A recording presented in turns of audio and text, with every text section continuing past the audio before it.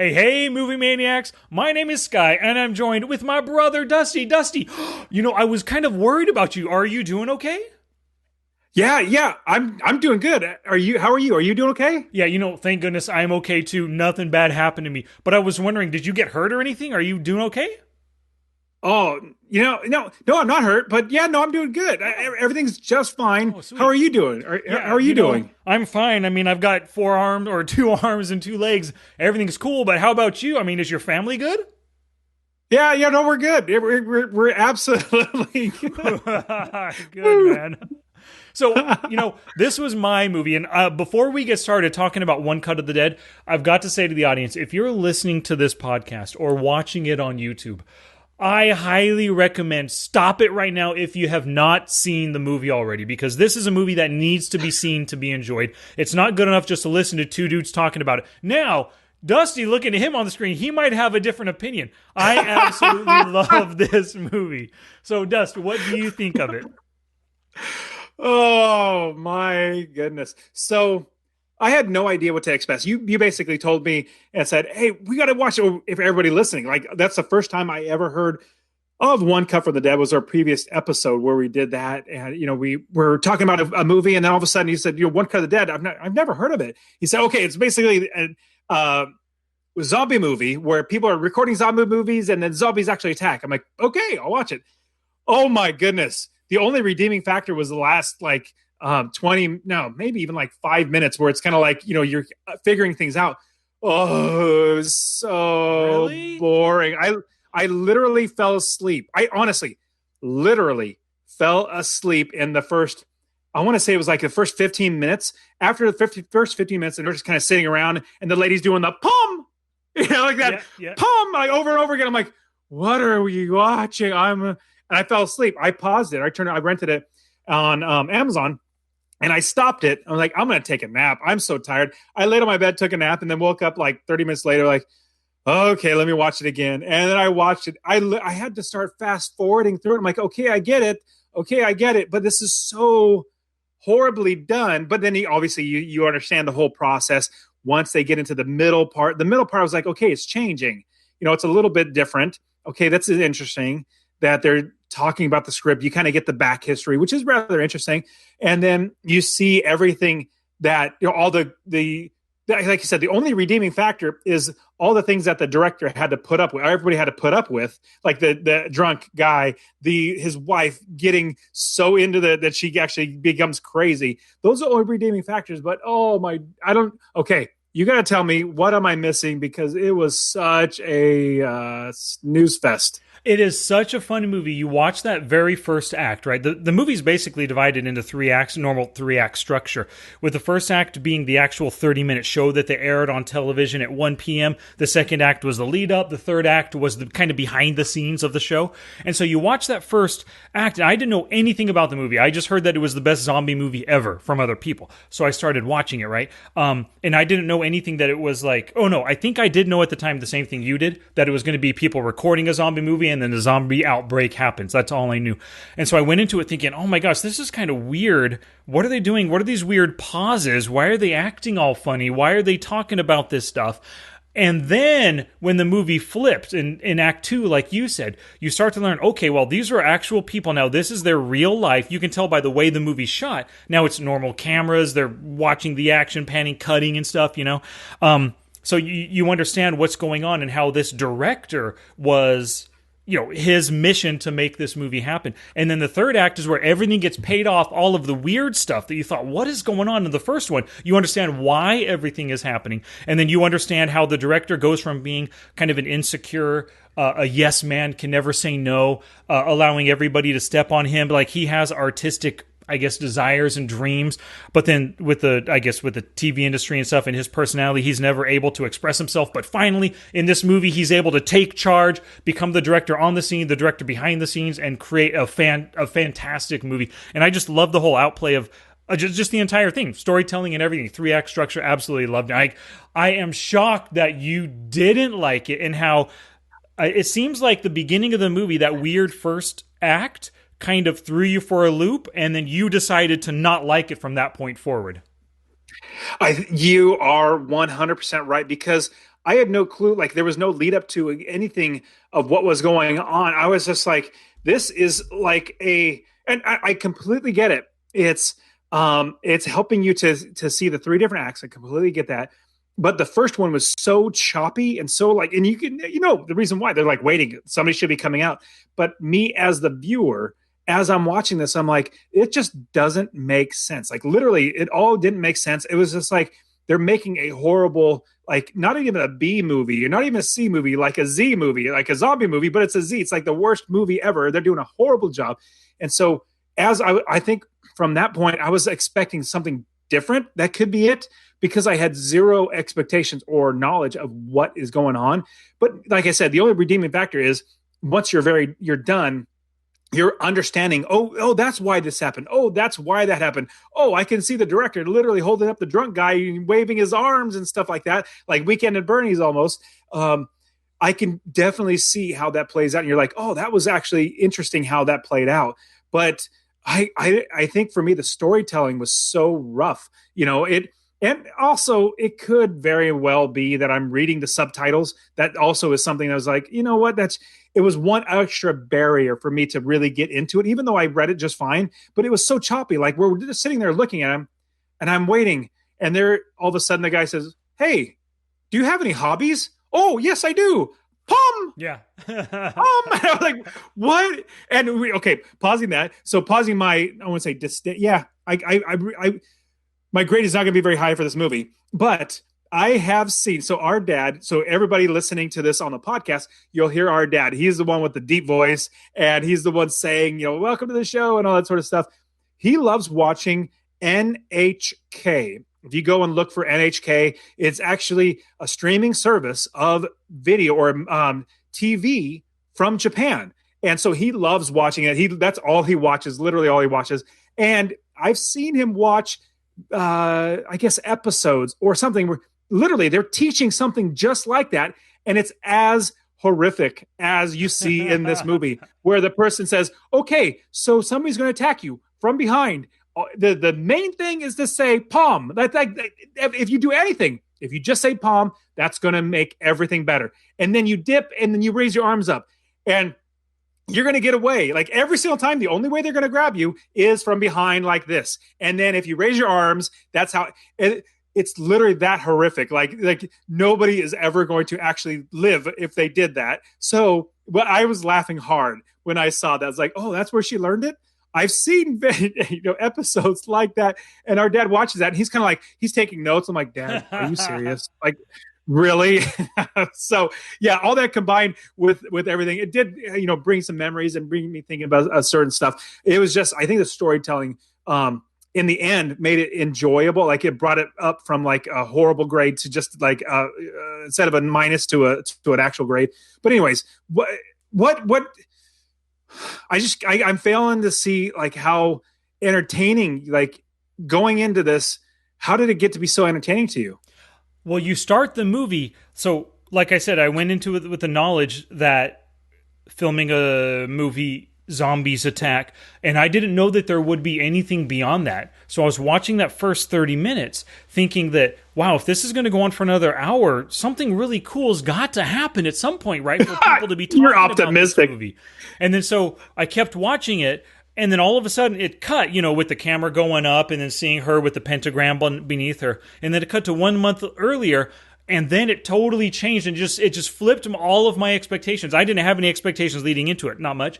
But it was just such interesting, incredible storytelling, taking the end product and then showing how it built up to get to that end product. And I thought that was interesting. And you're right, the big payoff does come the final 20, 30 minutes or so when you see the behind the scenes of them making it and all the stuff that the director, his daughter, his wife was going through behind the scenes, the other crew members, the producer, all that stuff. I just absolutely love it. They paid off what was a really weird things, crazy things that happening, but everything that happened now, once that final 30 minutes happens, you understand, oh, that makes sense why they're doing the things that they're doing, And then the whole idea that it's just a cheap, brand new zombie or horror television show, and we want to do this special thing that's never been done before, and they pulled it off, right? With all these challenges, all these constraints, they still pulled it off. And that's what I love about it. It's basically like a feel-good ending, right? There was a rift between father and daughter, and then through this this 2 hour ordeal with getting the show done. They were brought back together. The wife got to, I guess maybe relive her dreams of being an actress again. I mean, just all together happy ending. You see everybody at the end of the movie, they're all relieved, like, oh, we pulled it off. We did a great job. And I love movies that end happily like this. Even though it's a zombie movie filled with blood. I mean, you've never seen, no other zombie movie has this much blood in it, I don't think, but I absolutely loved it. So I think if they would have made the first 30 minutes much less arduous to watch, like if they made it actually entertaining and have something that's, because in the very last, the last 30 minutes, you see the reasons why they had to do certain things, but they could have made it so much better instead of making it just like, man, this is literally somebody who just has their phone and they're saying, okay, now let's do this. If they made it a little more, I don't know, engaging or better, if they would have made it better, that would have helped grab me towards the middle. But once I got to the middle, I was like, Japanese TV, like you said, you've seen Dad watching some really sketchy's not the right word, just poor quality, poor storytelling type of stuff. That's what this is emulating, right? This is what they would actually do. This is the kind of story that would be told. So for me, it makes total sense. It fits in with the current Japanese television culture. That does make sense. But me not being like living in Japan and being American, I'm just like, oh, this is so, because I tried. I was like, the first 20 minutes, I was like, okay. I don't Oh think my you tried. goodness, what? I think the first 5 no, minutes I literally you did. tried. Maybe I was just really tired. No, I literally got to when the first guy's head got chopped off. Mm-hmm. I was like, okay, I got there and I was like, I was forcing myself. I didn't fast forward anything. I was like, there's got to be something. But after that, I was like, oh my goodness, what is the deal? And that's when I fell asleep. And then from there, I got back up and then I fast forwarded like, okay, but get to the very end and I saw that. And then I started, okay, 1 month earlier. And then I realized, oh, this is it. So that was redeeming in the end. But so let me ask you, how many more times in your life will you watch this movie? Oh, easily 10, 20 times. Like the first time I watched it about a month ago, I rented it. And then just yesterday, I bought it on Amazon for $9.99. And I watched it once and I'm probably going to watch it again. I absolutely love it. It is so much fun to watch again, knowing what's going to happen and why things happen. I loved it. And did you look at the Rotten Tomatoes score on this?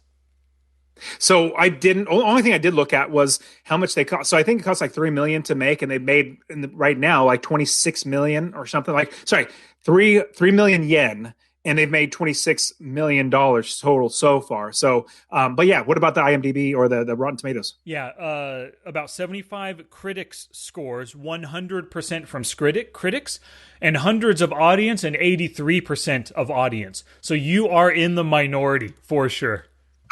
I am glad to be in the minority because I fell asleep. I was literally passed ashamed. Out. The Matsuhashi name has been put to shame because of Dusty's feelings about this movie. Oh my goodness! But what's great is Yeah, I know. I noticed that. It'll eventually come back because that's what happens to my camera as I move around. But it'll come back. So as I was watching it, though, once I got to the end and I saw, the director, his wife, and the daughter inside of their house or like little apartment, like it's literally, I don't know what. That's a standard 200 square feet. It's tiny. It is. Yeah. So everything else, I was like, oh man, I know exactly what they're doing. I know exactly what TV they're watching. I know because we've been to Japan so many times now. It was rather fun to watch. And I remember like our cousin, Naoko, I've been to her house and her family's house. It just reminded me like that. There's the mother and a father and a daughter. And so it literally reminded me of them and at their house where they live. It's like a little 200 square foot place with a little tiny little couch and a little tiny little kitchen. And then that's it. So so it brought a lot of memories, a lot of thoughts to my head. Yeah. So you didn't feel any bits of nostalgia while watching this movie? I mean, from all your trips to Japan or anything and hearing the Japanese language, no nostalgia factor for you? So yes, absolutely. I definitely did. And what's definitely, I think it was just the drudgery of getting through the first 30 minutes. That was just really, really hard. I got you. So I have this, you know me, right? You and I have gone to so many movies and like, whatever, the dead one with with Bill Murray recently. I can't remember. There's so many movies that we've gone to see that I've watched the whole thing because I watch it in hopes that it's going to turn out good, right? That something amazing is going to happen and it's going to be enjoyable, and then I can share it with you, that kind of thing. And this was one of the movies I thought you would have made a flip on it, you know, and ended up loving it like I did, but... So for everybody watching on YouTube, so I apologize. My camera is literally screwing up, but oh well, we're going to move on. The show must go on. That's but right, here's just like this movie. So honestly, if you did not give it like the thumbs up and say I've already watched it, we have to watch it. If you did not give the thumbs up, I would have stopped watching it. I would not have gotten to the end, or I would not have rented it. You know, it's just like I wouldn't have never have done it. But yeah, now I'm looking back as we're talking about it. Yeah, I'm definitely nostalgic. I definitely think of all the things in Japan that we love to do. Oh, and pausing that, I want to pause this. So you and your wife and your kids were going to go to Japan. You decided not to. But how many times have you been to Japan, and how like, I know you lived there for a while too, but talk to us a little about your experience in Japan. Yeah, I absolutely love Japan. You and I have been there each like 4 times each, but I stayed at one point for a year and a half while I was teaching English to Japanese students, and I taught at a I don't know what you call it, just as at a company, at a school. Like anybody can go in and sign up. I had students anywhere from 15 up to like 75 years old, housewives that were retired, businessmen that were going to work that were learning Japanese for business, you know, international travel, that kind of thing. And then, so I just absolutely love Japan. And one movie that you and I talked about before, that Bill Murray going to Japan, I can't remember the name of that movie. You absolutely hated it. But once again, Lost in Translation. Yeah, Lost in Translation. I think I enjoyed it just because I'm just such a fan of Japan. I felt all that nostalgia for it. And I like the Japanese language, whereas you might not know that much of the language, I can understand quite a bit. So I can hear, and then what I'm reading kind of confirms what I'm understanding. And for you, maybe the subtitles are a big detraction for movies like this. I don't know if it was necessarily it wasn't really the subtitles. It really wasn't that, but it was so horribly made. I don't say horribly made because you could tell it's thought out. They really thought out the entire movie, but that first 30 minutes was so like just rough. Because it was, you were telling me, hey, they're creating a movie and then they actually get attacked by zombies or something like that. And I was like, oh man, okay. But then here I am thinking it's actually making this movie. This is yeah. I don't know. I guess I just can't get past it. Gotcha. Yep. I think I can't. Yeah. So I didn't remember telling you that ahead of time. I think maybe it would have been best if I would have just told you it's like an incredible zombie movie. Maybe that's all I should have said. Well, even then, I don't think either way. I think you would have had the same reaction to it. It would have been the same thing because you're like, it's a Japanese movie and you know, it's a zombie movie. You just gave me like they're recording it, but they also get attacked or something like that. It was how. It was just such rough acting and such rough everything that I was just like, oh my goodness. Okay, so let's move on from me not, you know, completely grasping onto it. Yep. So I did like, though, I'll talk about some redeeming factors, was I did like the director, like you said, growing and changing. I did like how his daughter, who was literally like I'm not crazy. It's crazy to the mom, but like you see how the mom gets crazy, and you see all the reason why she pops up out of the middle of nowhere. You know, all the you see what happened in the past and the reasons why. It was just like, that's just weird. And just like for them hearing the door, you know, get hit, and they're like, "What was that?" And they're just pausing. They're literally for like 10 seconds. They're just sitting there. Yep. Yeah. How awkward is 10 seconds? 10 seconds it feels like a short, but when you're watching something or listening to something, if we just pause for 10 seconds, it is a very long time. And so I'm just like, oh, yeah. Good. So I did like, though, like I said at the very end, how they summed everything up, wrapped everything up in like a nice little bow, and people change, people grow. I did think that was really good. Yeah. I agree with you there. So some of the other things I really liked about the movie was, like you had said, all those like weird, awkward moments and stuff. I liked it at the one point when the male actor Kai, gosh darn, I can't remember his name. The male, you know, the love interest, I guess, that turned into a zombie at the end. He was sitting there in a chair. He got up, looked around and sat back down again, stuff like that. And then like you said, when the mom got up and she goes, "What is that?" And she screams and falls down again. At the time when you watch in the first act, you're all, "What is happening? What?" Because I did not know they would go into a behind the scenes kind of a thing. And then when it gets explained, everything just pays off 100%. No movie has paid off things that happened earlier in the movie. It's never paid off quite like this one for me. So that's what I absolutely loved. One of the things I absolutely loved about it. Like you said, I think you're right. Yeah, I think you're right. They did, like, they summed everything up, and they made that like, and what I think also a big at the very end, the human ladder, where the daughter comes up with the idea, how many people and all that sort of stuff, that really helps, like, the camaraderie. Everybody's getting together. You see the producer in there on the, in the ladder as well. You see the daughter getting up, and then what, it touches you in the heart, where, the millennials will say, "I'll touch you in the feels," or whatever like that. Where the daughter is, you see a picture of the director and the daughter holding the camera. It's the exact same thing of her being held up by the dad holding the camera for that last shot. And they worked so hard to get it, and all the things they had to overcome. It was really good. Really, like, so that if you just had, obviously you had to, I don't say had to, but like the first 30 minutes led up to make sure that the last 30 minutes was really, really good, or makes you really like it. The last 30 minutes definitely redeemed everything else. In the middle there, that middle was the middle act. You have to have the middle act to build up the climax. That really redeemed everything and made it much, much better. Good, yeah. So let's get into life lessons right here, and we might talk about some other stuff in the movie throughout. But my first life lesson is improvise, adapt, and overcome. And this is what they had to do. They had so many challenges, right? From, like you said, the drunk guy, the drunk cameraman actor, to the couple or whatever, the director and the lead makeup woman not showing up. So then they just had to overcome those issues. And it's great that they just had people on staff that was able to do those things, and they improvised and they adapted in the moment. That's a really good life lesson. I mean, when life throws a lot of crap at you, you can think about what you have available. Your life experience can lead you into solving the problem at hand.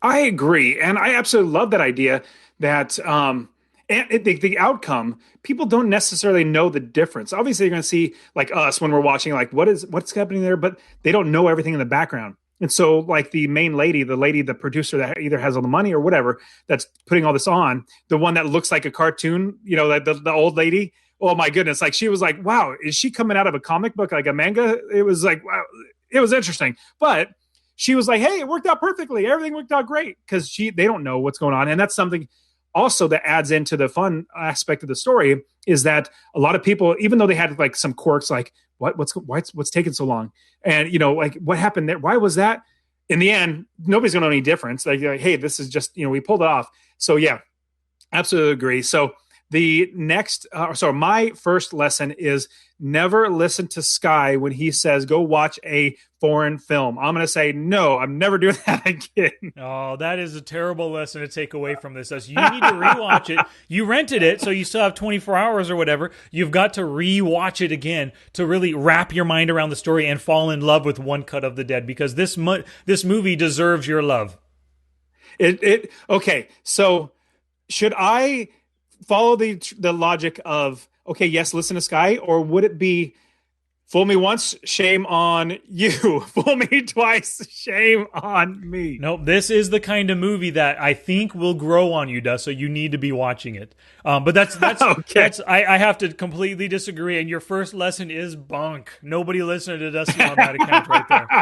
All right, so my second lesson is constraints or restrictions force you to get creative. And then so, like, they were on location, no other help, 2 hours away from Tokyo. They couldn't get any other actors in.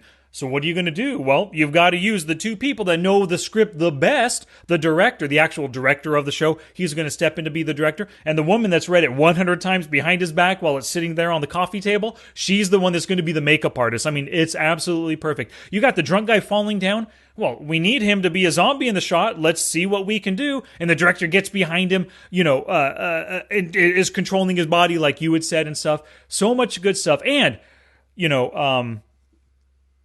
they had the whole problem with it. Looked like the male producer, can't remember his name, he was about to put on, put it on hold, told the guy to run the card, and then the daughter stepped in and said, no, we can do this, right? So it truly is like, when you have those restrictions, when you have those challenges, there's always a way to solve the problem. You don't just quit and give up, right?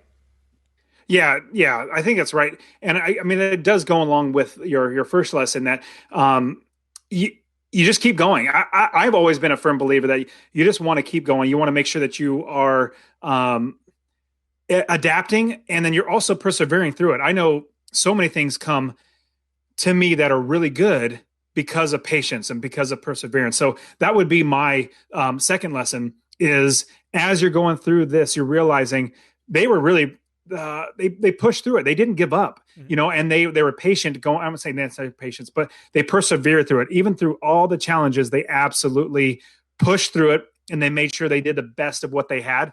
And in the end, it worked out. The lady that was the money maker or the money person was happy with it. So I think that was good to go. Good. My third lesson is, when you want something from somebody, just massage their ego a little bit. So right before they actually started filming with a new director and a new makeup lady, that male actor, Ko, was saying, hey, I don't want to do this. I don't think we should persevere. This is art. And the guy said, no, this is a television show, but you're the star. This is all for you. We need you to pull this off, right? He massaged his ego to get him on board to deal to cope with the changes. So what was the lesson? Massage somebody's ego? Yeah, when you need something from them and they don't want to help you out, massage their ego, let them know this is for them. You can't do it without them, that kind of thing. Yeah, so I don't know if that is I would word it something different. And again, I'm going to piggyback on it, use that for my third lesson too, is I love the book, How to Win Friends and Influence People. Oh, there you go. So not just like massaging their ego, but showing them the benefit for them. That's the number one thing. When you're trying to negotiate, when you're doing anything with somebody to get them to do what you want them to do, you help them to make it think of their decision, that they came up with it, and then they'll buy into it. But before that, what you do is you also show them the benefits for themselves, so that they, in the end, they're going to look back and say, you know what? The reason why I did this was because I wanted to do this, and these are the benefits for me. If you always go to somebody and say, you should do this because it's going to help me, it's going to make me more money, it's going to do this for me, and me. They're like, I don't care. I only care, really. I mean, I want to help, but I care about myself much more than I care about you. So if you make somebody else see the benefit for them and how it's going to make them look good, pay off, or whatever it might be, that's going to be in the end the best thing for you. Cool. Yeah, I like your lessons actually better than mine. I really love the wording of that one right there. Let them see the benefit. Let's see. My Monday morning quarterback is, because you're on location, you're 2 hours outside. This is a critical time. You need to get it done in this 30 minutes. They should have had understudies. Maybe they didn't have a lot of money, but they should have had understudies for each and every single role. I completely agree. But I mean, essentially, I wouldn't say did, but they pulled it off. Yeah. But yes, they absolutely need understudies. So that's by far, it's basically a backup plan. You're ready for, in case anything did happen that was wrong. Just like when they were running around in the outside, they got inside the van, then they jumped out of the van, they were running around. One person fell down, and then the next person grabbed the camera and started taking off with the camera. So they already knew what was supposed to happen, and they were able to pick it up and move on. Yeah, she was basically a cameraman understudy in this instance. Cool beans. So let me see. Oh, the last thing is the prop. Were there any props that you would take away from this movie? So it would definitely be the hatchet. That's, you're going to remember that. So I'm kind of torn between the actual hatchet and the hatchet that was attached to the mom's head, and made her look like she was, had the hatchet to the brain. So I'm kind of torn between the two. Which one do you think I should take? I would take, if I were you, the hatchet to her brain, with the bandana wrapped around it, I guess. Got it. Yeah. Okay. I'm taking that one. How about you? Cool. I would take the sound guy's head when they chopped him off, the guy that, had diarrhea and stuff. I'll take his head that they threw in, that first head that chopped off. Have you ever been so out of it because you're thinking of something like that one diarrhea guy? Like, he literally could not function. Like, everything was so turned off that he could not do anything but have to go to the bathroom. Like, it's like, I'm just going to get up and start moving now. I'm not going to do anything other than get up and start doing. I got to get. I've never been like that. How about you?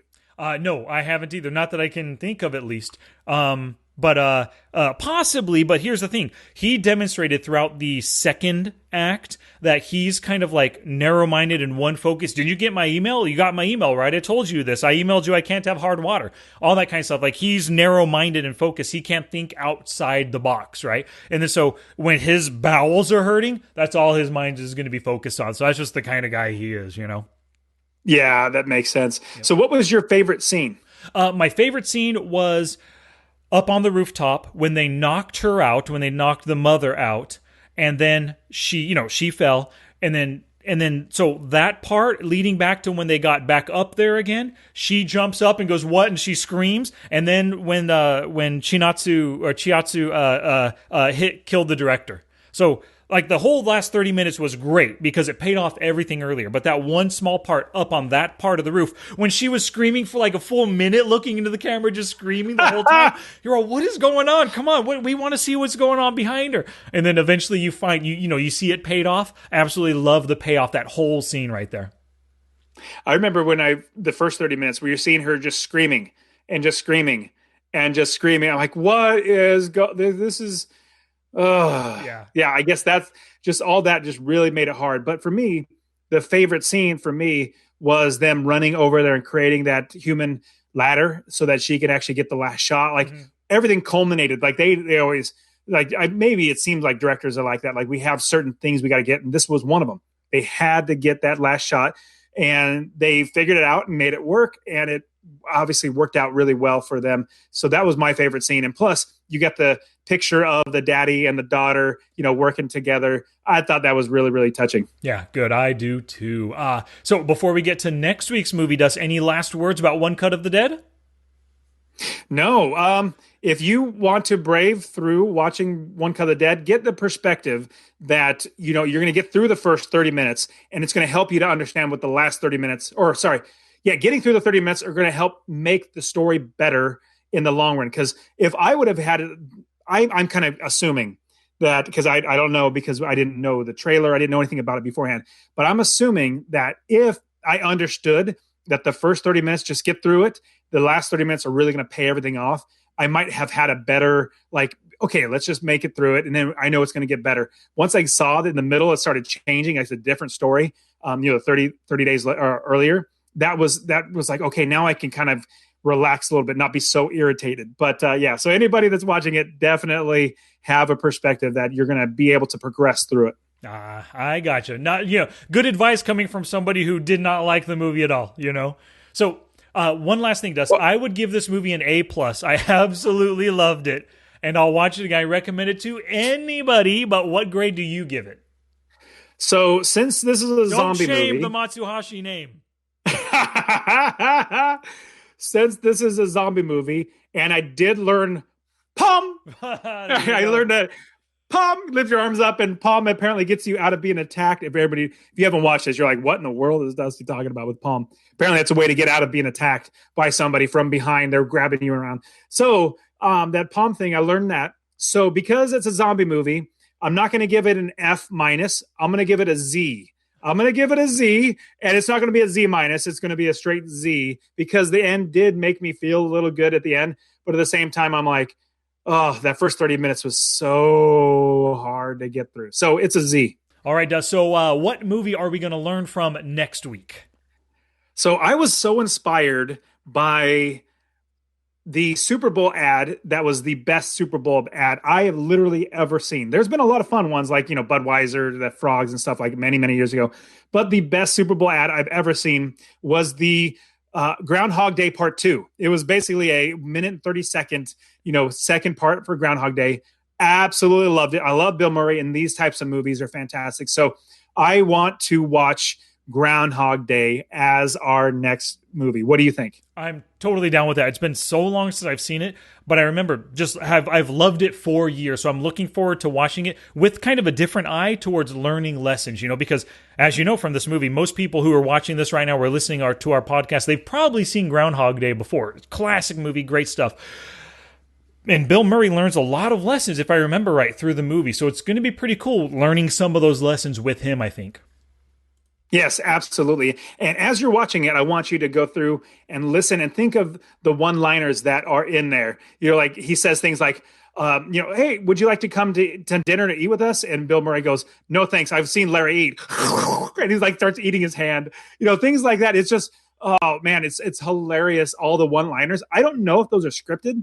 I haven't actually, researched it to see if those are scripted, but hilarious. He's got so many great one-liners. And so this is classic Bill Murray. Now, the drama Bill Murrays are so rough, but I personally love the classic Bill Murray type movies like this. So I'm super excited. Good. I hope the audience is as well. And speaking of the audience, thank you so much for listening to the podcast. We appreciate your ears, and on YouTube, we appreciate your eyeballs. So if you want to leave us a message, or if you want to tell us any life lessons you learned or a different Monday morning quarterback from One Cut of the Dead, just go to our show notes page, watchandlearnpodcast.com/pod89, and then leave a comment there.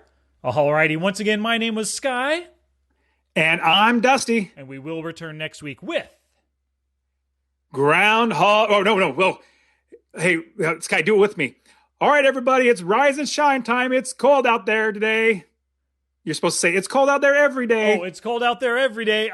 It's been so long since I saw the movie, Dust. I'm sorry. Okay. And then we both say at the same time, it's Groundhog Day. Okay, ready? Okay. 1, 2, 3. It's Groundhog Day. Oh, that didn't work. Let's do it again. I'll say 1, 2, 3. It's Groundhog. Okay, ready? 1, 2, 3. It's Groundhog Day. You're the worst. It's so bad. One more time. Last one. And we're going to leave this. It's going to be edited. It's not going to be edited. We're going to leave this in. Okay, last one. 1, 2, 3. It's Groundhog Day. Am I saying it too slow, or what are you doing? You don't remember in Groundhog Day with the... Oh, okay. Never mind. I guess we got to watch it. Don't they say it's Groundhog Day? Yes, but they say it loud, and it's like, okay, everybody grab your booties. This is on the people on the radio. Okay, everybody grab your booties. It's cold out there today. It's cold out there every day. It's Groundhog Day. What am I saying different? You're like, it's Groundhog Day? Because the very first time I was saying it, no, because the very first time I was saying it, you critiqued me on it, so I don't know what to say now. Because I maybe, it right it wasn't... It wasn't critiquing like how. It was the timing. I'm like, okay, 1, 2, 3, and then maybe it's the internet. Like maybe it's slow, but why is it my fault on timing? What? Maybe it's your fault. Okay, that's true. Last time. Okay, one last time. Once again, my name was Sky, and I'm Dusty, and we will return with it's Groundhog Day. Perfect, we did it. Pum. Yep.